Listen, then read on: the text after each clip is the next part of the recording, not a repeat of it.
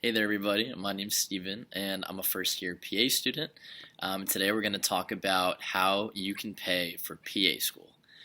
So, PA school, right? It's a very stressful time in your life. You're in grad school, you've got maybe a job you have to tie up loose ends with and finish strong at. Maybe you have to move, which is a huge stressor for people.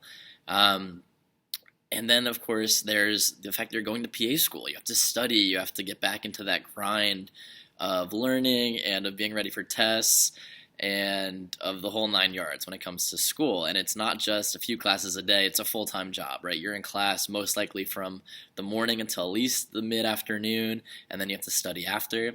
And then you have extracurriculars, whether it's doing service projects with your school and your classmates, or being involved, or even just spending time at a clinic shift or something like that. But what I will say is that one of the biggest stressors that really gets people about PA school is finances and debt, because PA school is expensive. And for most of us, undergrad was also expensive. I'm hoping that if you're watching this video, that you're taking those first few steps into getting a control of your finances before starting PA school. And even if you're not going to be 100% there with knowing exactly what you're going to do about your finances, I really want to congratulate you on taking a step to learn about finances, because it's a huge part of life and PA school. And the earlier you learn how to manage your finances and you get comfortable dealing with debt and budgets and applying for scholarships and all that stuff, the better.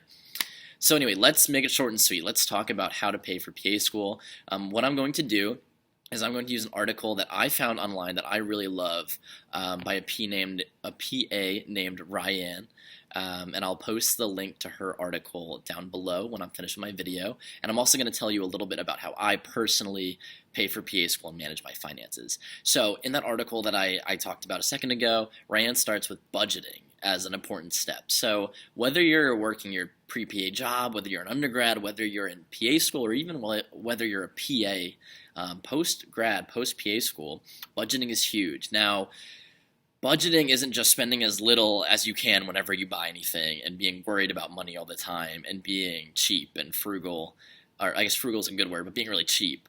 Budgeting is coming up with a plan, a monthly plan, small increments, and writing down how much you have coming in, whether that's loan money, whether that's money from your parents, money that you saved from a past job, or money that you have from a current job if you're a PA or if you're working a little bit on the side.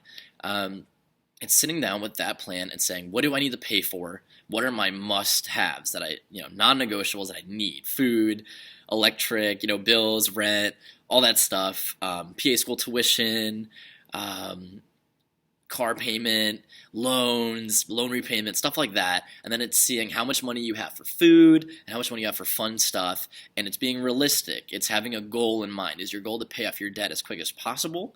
Or is your goal to have maybe a little bit more debt, but have a little bit less stress and a little bit more extra money on the side with a good emergency fund? So budgeting's huge. The next thing that Ryanne talks about in her article, and that I've found extremely important in my life, is scholarships. So I'm very lucky to be a part of the Navy Health Service Collegiate Program. And that is a collegiate program offered through the U.S. Navy. The Air Force also offers it. And I believe the VA offers a similar program where they essentially enlist you as an active duty member in the armed service while you're in PA school. So I'm getting paid to work, essentially be active duty, even though I'm just kind of going to trainings occasionally and maintaining my PT and filling out the necessary paperwork. I am active duty right now, and I'm getting paid by the Navy as an active duty member. So I'm also getting medical and dental, and while they're not paying for my tuition per se, I can put that money that I get from them towards tuition. And there's a lot of other scholarships like that. There's kids in my class who have some different scholarships that do pay tuition and give you a stipend. And that's pretty easily searchable. If you go on PA school scholarships, you can find a lot of those online. Another good one too is offered by let me find it for you real quick. The PA Foundation. It's the philanthropic arm of APA.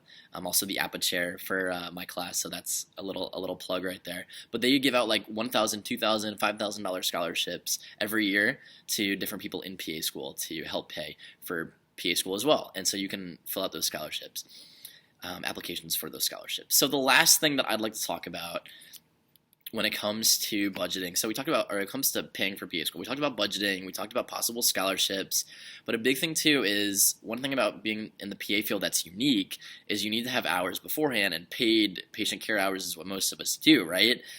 Now, I feel like for me personally, I had no idea about saving or investing or really planning for the future at all. I kind of just worked and lived paycheck to paycheck, but there was a lot of times where if I had budgeted and if I had been lived a little bit more within my means, I could have saved some serious cash in my pre-PA work that would have helped me pay for PA school, and I wouldn't have been in as much debt as I am in. And so that's huge, and that's something that if you are a pre-PA student right now, or if you just got to PA school, congratulations.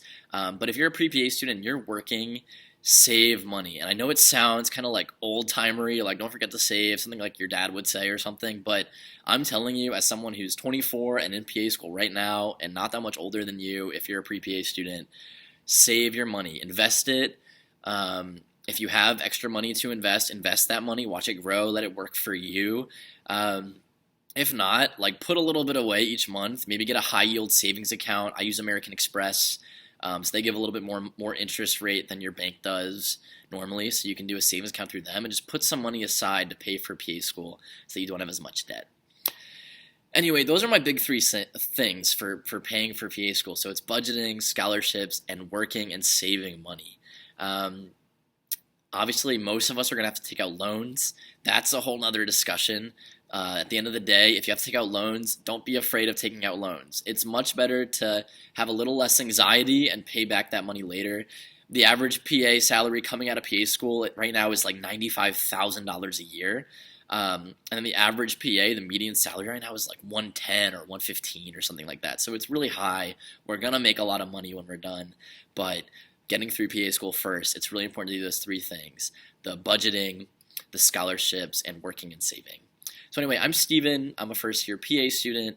If you have any questions, please comment below. Email me. My email is StephenPhysicianAssistant@gmail.com.